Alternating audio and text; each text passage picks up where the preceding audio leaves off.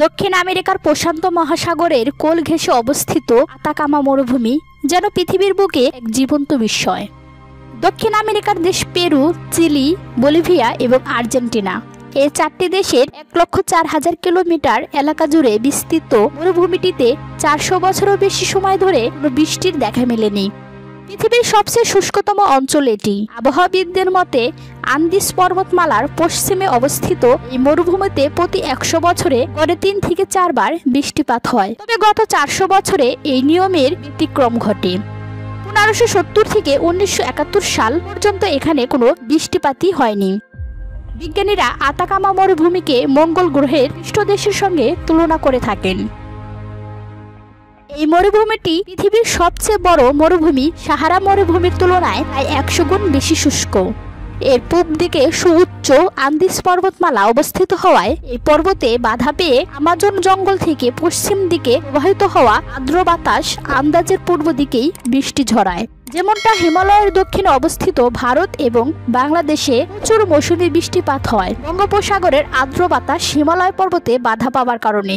অপরদিকে আতাকামা মরুভূমির পশ্চিম দিকে প্রশান্ত মহাসাগরের মধ্যে দিয়ে বয়ে চলা হামবল্ট নামক শীতল স্রোতটিও আতাকামা মরুভূমির শুষ্কতার জন্য দায়ী। এই স্রোতের সংস্পর্শে আসার কারণে আতাকামা মরুভূমির পশ্চিম দিক থেকে বয়ে আসা বাতাসেও তেমন জলীয় বাষ্প থাকে না। চিলির উপকূলীয় পর্বতমালা আন্দিস পর্বত এবং হামবল্ট স্রোতের কারণে আতাকামা মরুভূমিতে আর্দ্র বাতাস প্রবেশ করে না বললেই চলে।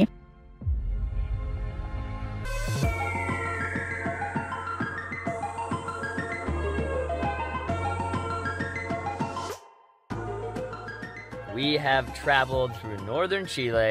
We're actually in a town called San Pedro de Atacama. এই মরুভূমির আকাশ সারা বছরই প্রায় মেঘমুক্ত থাকে। মেঘমুক্ত আকাশ এবং শুষ্ক বাতাসের কারণে সূর্য অস্তের পর এই মরুভূমির আকাশ মহাকাশ পর্যবেক্ষণের জন্য আদর্শ জায়গা, যে কারণে এখানে একাধিক আন্তর্জাতিক মহাকাশ গবেষণা সংস্থা রয়েছে। এদের মধ্যে অন্যতম আতাকামা লার্জ মিলিমিটার এরে বা সংক্ষেপে আলমা, যা সমুদ্রপৃষ্ঠ থেকে 5 কিলোমিটার উপরে অবস্থিত। যুক্তরাষ্ট্র, ইউরোপ ছাড়াও জাপান, দক্ষিণ কোরিয়া, তাইওয়ান এবং চিলি মিলে এখানে স্থাপন করেছে 66টি রেডিও টেলিস্কোপ। এছাড়াও বিশ্বের সবচেয়ে বড় অপটিক্যাল টেলিস্কোপটির নির্মাণ কাজ শুরু হয়েছে এই আতাকামা মরুভূমিতেই। সংশ্লিষ্টদের দাবি অনুযায়ী নির্মাণাধীন এই টেলিস্কোপটি মানুষের চোখের তুলনায় 10 কোটি গুণ বেশি আলো সংগ্রহ করতে সক্ষম হবে। অর্থাৎ মহাকাশে স্থাপিত হাবল টেলিস্কোপের তুলনায় এটি 256 গুণ বেশি আলো সংগ্রহ করতে পারবে।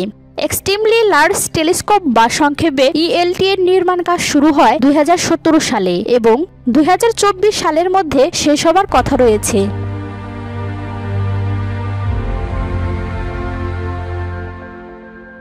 মিশর মানবদেহ মমি করায় বিখ্যাত হলেও বিশ্বের সবচেয়ে প্রাচীনতম মমিটি পাওয়া গিয়েছিল এই আতাকামা মরুভূমিতেই। কার্বন ডেটিং প্রক্রিয়া অনুযায়ী এই মমির বয়স 9000 বছরেরও বেশি। নৃবিজ্ঞানীদের ধারণা অনুযায়ী এখন থেকে প্রায় 10,000 বছর আগে প্রশান্ত মহাসাগরের তীরবর্তী আতাকামা মরুভূমির কিছু এলাকায় মানব বসতি গড়ে উঠেছিল, তবে তা স্থায়ী হতে পারেনি আতাকামা মরুভূমির উষ্ণ আবহাওয়ার কারণে।